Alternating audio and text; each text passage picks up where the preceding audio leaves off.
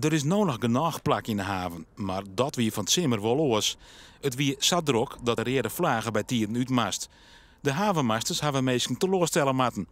Er is wel aardig wat mensen die hebben aan de telefoon gehoord van kunnen wij komen. En dan maar we helaas nee zitten. En dan denk ik van, goh ja, die hier wel graag wel hebben.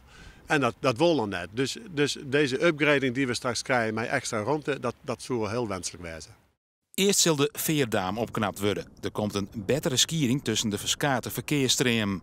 Daarna is de kade bij de jachthaven opbar. Die wordt rjocht maken. Zodat er zo'n 20 rond 30 extra plakken komen. Nou binnen er nog 80.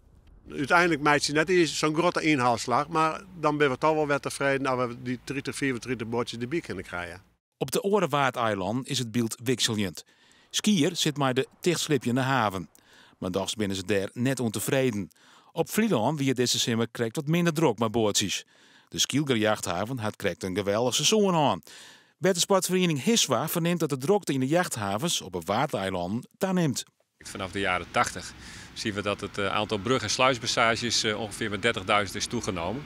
Dat wisselt natuurlijk wel eens per jaar. Het is ook wat afhankelijk van het weer. Maar door dit bank genomen is het de afgelopen jaren behoorlijk toegenomen.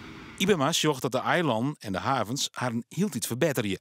Het is wel zo dat in vergelijking met een jaar of 10 geleden, dat de jachthavens ook de mogelijkheid hebben gekregen om weer wat ontwikkelingen uit te voeren. Dat ze het aantal lichtplaatsen kunnen laten toenemen.